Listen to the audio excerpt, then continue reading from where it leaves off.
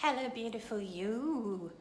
I hope you're doing well today. I'm Jerry, and if you don't already know me, I work with all souls, empath sensitives to transform their gifts into the superpowers that they are and chuck the pain and have more joy, satisfaction in life. And I knew I wanted to come on today, and I've been both inspired and, would I say triggered? Inspired and pushed by many things that have happened today. So I've got loads of messages, but I'm actually going to keep this short. The first one was something that came upon my screen first thing this morning by someone called Joel Osteen, who, I follow him on Instagram, but, I'm not a huge fan or anything. But it was just so inspiring, and I felt like it not only spoke directly to my heart and soul, but it might also speak to yours. So I'm actually going to quote him now. And I'll also see if I can put a link to his, full speech as well in the comments. So this is what he said. Why don't you relax and come back to a place of peace? God sees what you're going through. He knows what you need. He knows your dreams, your goals, your vision. I'm adding a word or two here. He's the one that put them there. He has a purpose for your life, and it will come to pass. When scripture says it, it'll happen, and it won't be a second too late. Your thoughts will tell you, you've fallen behind. You're missing out. Everyone's getting ahead of you. No! You're right bang on schedule. God is ordering your steps.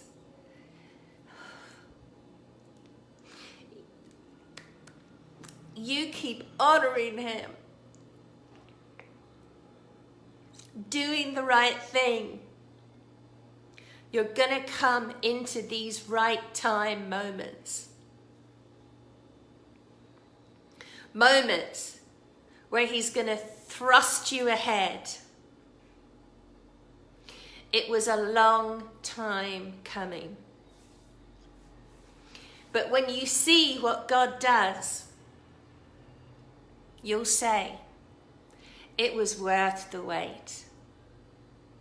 What God is going to do is going to be so much bigger, juicier, more rewarding than what you had in mind. Boom! Boom shakalak! And you know what? I can't tell you how true that is.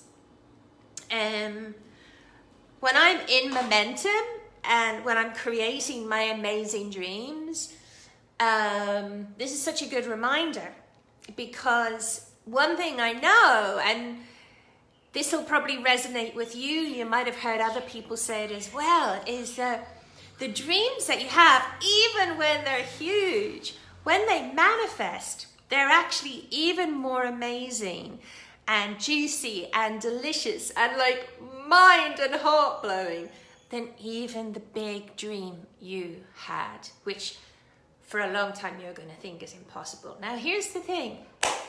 We're being tested at the moment. Maybe you're not. If you're not, you lucky thing. But a lot of people are being tested, being triggered. There can be chaos coming at you. So what I would say to you, I think there's that gorgeous message says it all. But one other thing is to find the thing that allows you to have your head in the clouds and feet on the ground. Whatever that is, your morning routine, qigong, yoga, because... And I don't want to, I'm no fortune, well, I am I'm not a fortune teller, but we always have a choice. We're always, in every flipping second moment, we have choice points, okay? And the more grounded and centered you are, the more you honor your own space and what you love, and you put yourself first so then you can serve others at the highest, you're going to be able to allow what's not true to come into your world, whatever that is, to ricochet off. Maybe you want to transform whatever comes at you into light and love, whatever, rather than taking it in. And I, just speaking from experience, that I had a few weeks and I was just letting stuff get to me and upset me, and then I went, no, I can't let this continue to happen, thank God. Because when the really huge news / curveball came, I was definitely more centered and grounded, and I was able to, be in my space, be in my power, and also not react, just respond, because that's a juicy thing. That beautiful Viktor Frankl quotation, such a good book, Man's Search for Freedom. In between stimulus and response, this is not the exact quotation, but in between stimulus and response, there is a space. And, in that space is what, we choose to say or to do or whatever. But I've always found that doing Qigong, and I don't do it, I haven't done it for a long time. I just started recently. I don't do it as a regular practice like I used to. But that used to be a really good way for me to be able to create this amazing field around me, so that I would almost like dancing in this great big pool of delicious energy, no matter what was going on in my external world. Because here's the thing, no matter what you want to manifest, no matter what you want to create, it has to be within you first. Like what I'm always teaching is you have to be it to see it.